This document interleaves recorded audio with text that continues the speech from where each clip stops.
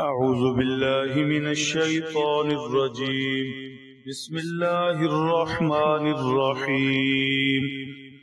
يا أيها الذين آمنوا اتقوا الله وذروا ما بقي من الربا إن كنتم مؤمنين. صدق الله العظيم. سود کی حرمت اور اس سے متعلقہ مسائل ذکر ہو رہے ہیں۔ اس آیت شریفہ میں ارشاد فرمایا، ایمان والو اللہ سے ڈرو، وَذَرُوا مَا بَقِيَ مِنَ الرِّبَا، اور جو کچھ باقی ہے سود کا لین دین اسے چھوڑ دو، یعنی اصل قرض تو واپس کرنا ہی ہے، وہ رقم تو واپس لوٹانی ہی ہے، لین دین کو بالکل صاف کرنا ہے، کسی کے ذمے کسی کا کوئی لین دین قرض باقی نہ رہے۔ لیکن جو اضافی رقم ہے، سود کی رقم ہے، نہ تو سود لینے والا اس کے بعد اضافی اور سود کی رقم لے، اور نہ ہی سود دینے والا قرض کے سوا اضافی اور سود کی رقم واپس دے۔ سود ظلم ہے، مجبوری سے فائدہ اٹھانا ہے، لہذا نہ تو کسی پر ظلم کرنا ہے، اس سے سود لینا ہے، اور نہ ہی خود پر ظلم ہونے دینا ہے کہ سود کی رقم واپس دینی ہے۔ اس آیت شریفہ کا پس منظر یہ ہے، مدینہ طیبہ کے اطراف میں دو قبائل تھے، بنو ثقیف اور بنو مخزوم۔ بنو مخزوم والے مسلمان تھے اور ان کے ذمے بنو ثقیف کا قرض تھا بما سود کے۔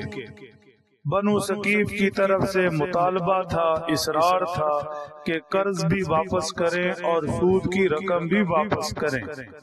بنو مخزوم نے سود واپس کرنے سے انکار کر دیا، تنازع ہوا، جھگڑا ہوا، اور دونوں فریق فیصلے کے لیے حضور اکرم صلی اللہ تعالی علیہ وسلم کی خدمت میں حاضر ہوئے۔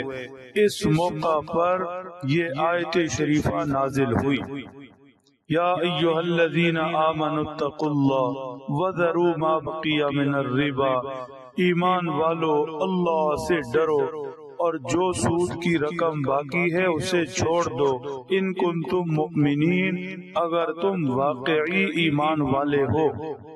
حضور انور صلی اللہ تعالی علیہ وسلم نے آخری حج کے موقع پر اپنے خاندان بنو عباس نے جو سود کی رقم واپس لینی تھی اس سے دستبرداری کا اعلان فرما دیا، یعنی عملی طور پر آپ علیہ السلام نے اپنے خاندان سے اس اللہ کے حکم کی تعمیل کروائی کہ بنو عباس جنہوں نے سود پر رقم واپس لینی ہے وہ یہ اضافی اور سود کی رقم ہرگز واپس نہیں لیں گے۔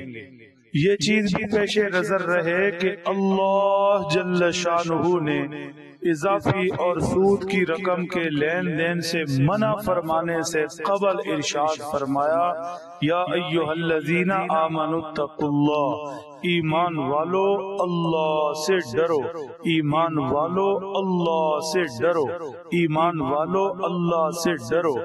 یاد رکھیں، پیش نظر رہے کہ اللہ کے ہر حکم پر عمل سمیت سود کے اس حکم کے اسی صورت میں ممکن ہے کہ سینے میں خوف خدا ہو۔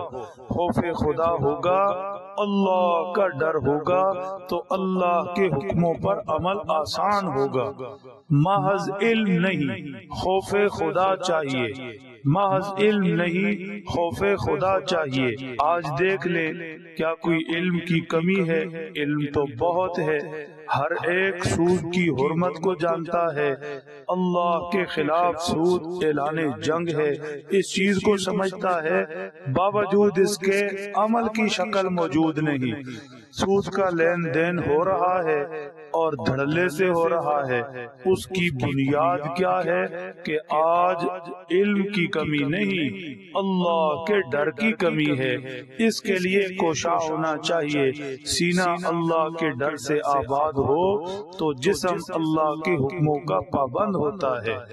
آیت شریفہ کے آخر میں ارشاد فرمایا ان کنتم مؤمنین، ان کنتم مؤمنین، اگر تم ایمان والے ہو تو اللہ کا یہ حکم پیش نظر رکھو اور اس کے اوپر عمل کرو۔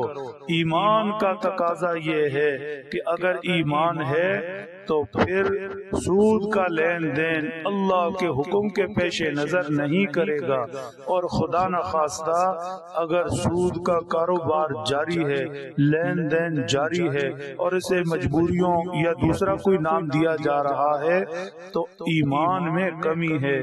ایمان سے یا تو کلی طور پر محرومی ہے یا ایمان اتنا کمزور ہے کہ وہ عمل پر آمادہ ہی نہیں کر رہا، اس ایمان کو بنیاد بنا کر عمل کی عبارت کھڑی ہی نہیں ہو رہی۔